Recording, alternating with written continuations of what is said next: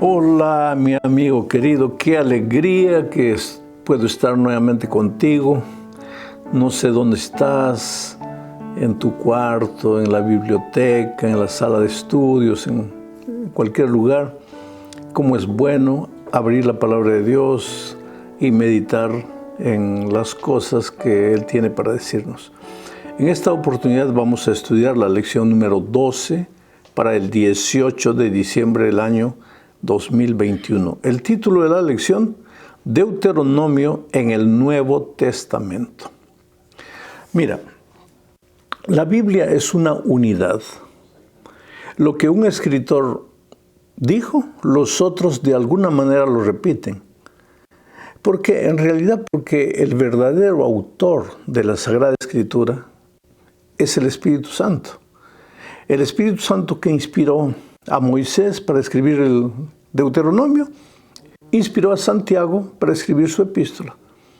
Por lo tanto, muchas veces vas a encontrar los mismos conceptos repetidos por diferentes autores. La semana pasada estudiamos el Deuteronomio en los otros autores del Antiguo Testamento. Esta vez vamos a ver el Deuteronomio en el Nuevo Testamento. Y empezaremos diciendo que fue el Señor Jesucristo que usó el libro de Deuteronomio.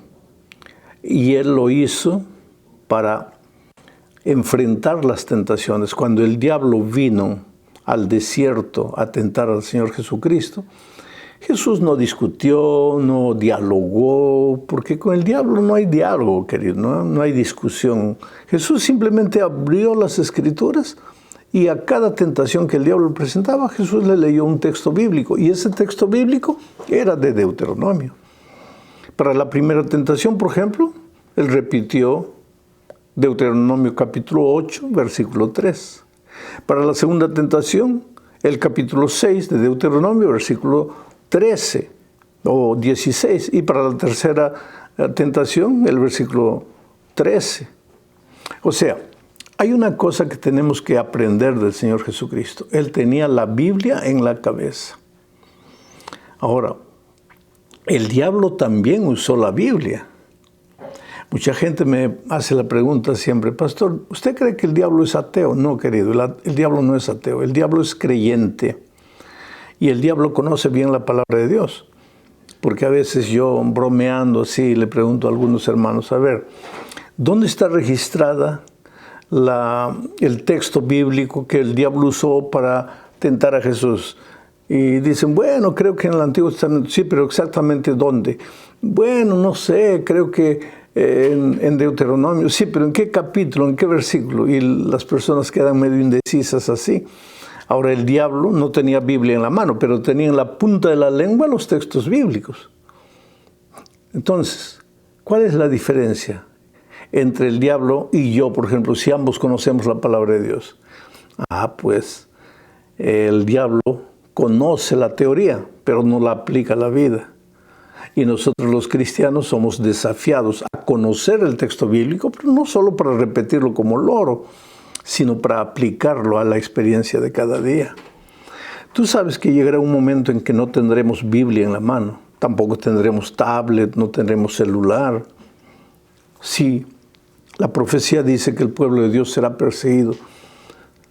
Si no tendremos nada para comunicarnos, entonces en esas horas de tristeza, de angustia, que necesitamos consolación, ¿dónde vamos a encontrar la consolación? En la palabra de Dios. Pero si no tenemos la Biblia en la mano, pero la Biblia estará registrada en la mente, registrada en el corazón.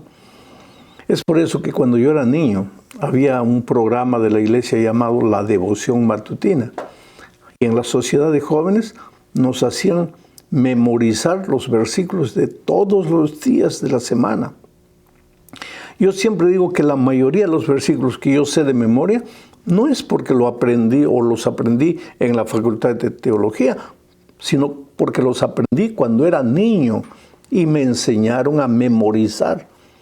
Y yo viví en esos tiempos donde los adultos eran bien rígidos con los más jóvenes. Por ejemplo, había una ancianita que era diaconisa. Y cuando un muchacho no podía repetir los 7 versículos de la semana, tomaba una hoja de ortiga y le pasaba en los labios. Entonces yo aprendí con dolor. Y yo no aconsejo eso a nadie hacer, cuidado. Eso estoy hablando de tiempos antiguos, de mi generación. Pero yo agradezco a esa viejita porque eso me hizo tanto bien. ¿Cuántos versículos yo sé de memoria? Y atesoré eso en mi mente y en mi corazón. Haz un plan para tu vida, sin ortiga, pero haz un plan para tu vida. Memoriza textos de la Biblia, textos de consolación, textos de reprensión, memoriza y enfrenta la tentación con esos textos de la Biblia. Yo conocí a un hermano que era ebrio, tenía el problema con el alcohol, pero un día la gracia de Dios, el poder de Dios lo libertó. Y él me dijo, pastor, ¿sabe cuál fue uno de mis secretos? Cada vez que me daba ganas de ir al bar a tomar, repetía un texto de la Biblia y me pasaban las ganas. Cada vez que enfrentaba una tentación, repetía un texto de la Biblia y eso me ayudaba. Eso es extraordinario, hermano. Y yo creo que tú deberías hacer planes para memorizar los textos de la Biblia. Vamos a la segunda parte y vamos a ver aquí qué otro autor del Antiguo Testamento usó citas del libro de Deuteronomio. Ese otro autor es Santiago. Santiago, mira lo que dice en el capítulo 2, versículos 8 y 9. Voy a leer. Si en verdad cumplís la ley real conforme a la Escritura, amarás a tu prójimo como a ti mismo. Bien hacéis. Pero si hacéis acepción de personas, cometéis pecado y quedáis convictos por la ley como transgresores. O sea, aquí Santiago dice que el cristiano que quiere vivir la teoría del Evangelio no debería hacer acepción de personas. Quiere decir, no debería tratar al rico, al pobre como pobre. No, debería tratar a todos los seres humanos de igual manera, sin importarse con el color, con el idioma, con el país, porque el Evangelio no tiene fronteras. Ahora, tú sabes que el mensaje del tercer ángel habla justamente de eso, porque el ángel de Apocalipsis 14 aparece para predicar el Evangelio a toda nación, tribu, lengua y pueblo. No hay acepción de personas. El Evangelio es para todos, para los ricos, para los pobres, para los blancos, para los amarillos, para los marrones, para los azules, para los chinos, para los japoneses, para los alemanes, para los que tienen mucha instrucción, para los que tienen poca instrucción. El Evangelio no hace excepción de personas. No solo en la predicación del Evangelio, sino que en nuestro relacionamiento con las personas no deberíamos hacer acepción, diferencia de personas, a unos tratarlo mejor porque son importantes, a otros tratarlos con menosprecio porque aparentemente no son importantes. Este concepto es de Santiago, solo que Santiago estaba usando un concepto del Antiguo Testamento registrado en el libro de Deuteronomio, capítulo 10, versículo 17. Mira lo que dice. Porque Jehová vuestro Dios es Dios de dioses. Esta expresión es interesante. Dios de dioses y Señor de señores.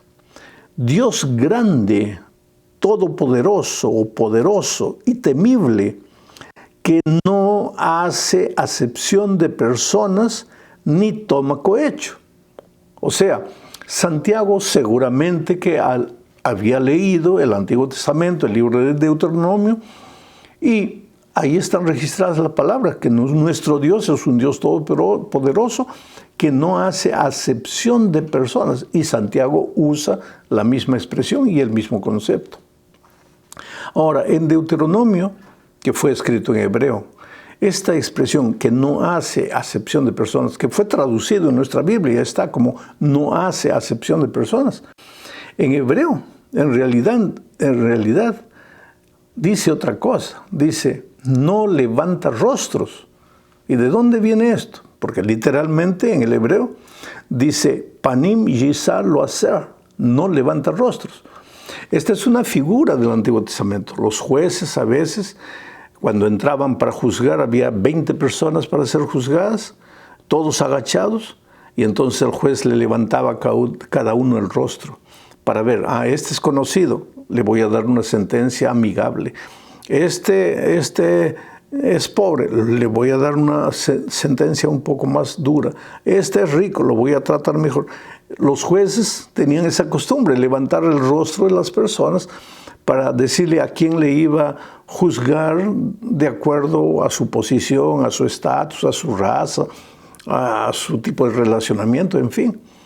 Pero entonces el texto originalmente en Deuteronomio dice, pero Dios no levanta rostros. O sea, no hace acepción de personas. Dios es justo con todos. Oh, querido, Dios te ama. A veces la vida te golpea y a veces las personas te golpean y te hacen sentir mal, te hacen sentir como un ciudadano de segunda clase, especialmente los inmigrantes que van a países extranjeros.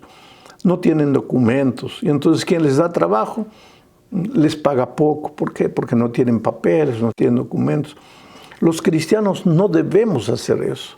Quiere decir, si Cristo está en nuestro corazón, debemos amar como Jesús amó, debemos tratar a las personas como Jesús las trataría, sin levantar el rostro de cada uno para ver a quién le hago un favor y a quién no, sino sin hacer esa acepción de personas. Ese concepto que Santiago presentó estaba en el libro de Deuteronomio. Vamos ahora al tercer punto de la lección. Vamos a referirnos a Pablo. Pablo usa una expresión, maldito el que muere en un madero. Esa expresión está registrada en el Antiguo Testamento. Voy a leer lo que dice Gálatas 3:13. Ahí usa Pablo esta expresión, la maldición del madero. Leo el texto literalmente. Dice así, Cristo nos redimió de la maldición de la ley, hecho por nosotros maldición, porque está escrito, maldito todo el que es colgado en un madero. Interesante, esta expresión es sacada del Antiguo Testamento, del libro de Deuteronomio específicamente. Pero muchos cristianos hoy, y cristianos maravillosos, personas sinceras, que simplemente no han logrado entender que la ley no acabó en la cruz del Calvario, que la ley sigue valiendo hoy. Pero pastor, ¿por qué usted insiste en decir que la ley siga valiendo hoy? Porque el otro día me encontré en un supermercado con una persona que me dice, pastor, ¿usted habla en YouTube? Le digo, sí. Y me dice, qué alegría, pastor. Estoy emocionado de encontrarlo. Pocas veces he visto a alguien hablar de Jesús con tanto amor, con tanta pasión. Yo a veces pienso que usted así tiene una experiencia especial con Jesucristo. Le digo, hermano, muchas gracias por eso. Él no era miembro de mi iglesia, era miembro de alguna otra iglesia cristiana, era un cristiano sincero, porque me hizo una pregunta. Pero pastor, si usted ama tanto a Jesucristo, si usted cree en la gracia de Jesucristo, ¿por qué defiende tanto la ley si la ley ya fue clavada en la cruz del Calvario? Y este hermano, que no sé a qué iglesia pertenecía, era un hombre sincero. Sus palabras eran sinceras. Pastor, ¿por qué usted insiste tanto en decir que la ley vale si ya Cristo clavó la ley en la cruz del Calvario? Y muchos toman este texto de Gálatas 3:13 para decir eso. Pero voy a leer el texto de nuevo para mostrarte lo que está diciendo. Dice, Cristo nos redimió de la maldición de la ley. No dice Cristo nos redimió de la ley, porque con la ley no hay problema. La ley es el reflejo del carácter de Dios. Si tú aceptas a Dios como tu Señor, tienes que aceptar su carácter. Y su carácter está reflejado en la ley de Dios. Entonces no hay ningún problema con la ley. Cristo no vino a esta tierra para redimirnos de la ley. Cristo vino a esta tierra para redimirnos de la maldición de la ley. Y entre paréntesis, el texto dice, hecho por nosotros maldición. Es decir, la ley tiene una maldición, pero esa maldición de la ley es hecha por nosotros. Nosotros somos los culpables. ¿Por qué? Porque cuando pecamos, pues la paga del pecado es la muerte, la maldición, la condenación. Pero no es por causa de la ley, es por causa de nuestra desobediencia a la ley. Porque San Juan dice que el pecado es quebrantar la ley. Ahora, si no hubiera ley, ¿vamos a quebrantar qué hoy día? Nada. Entonces no hay pecado. Y si no hay pecado, la gracia de Cristo, ¿para qué nos sirve? Entonces la ley sigue valiendo. Pero el pueblo de Israel se agarraba de la ley como una fuente de la salvación. Y ahí está el problema.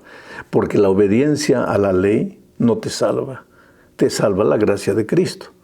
Pero cuando la gracia de Cristo te salva, te lleva a la obediencia. Ahora, si tú dices que crees en la gracia, pero no crees en la obediencia, estás mal.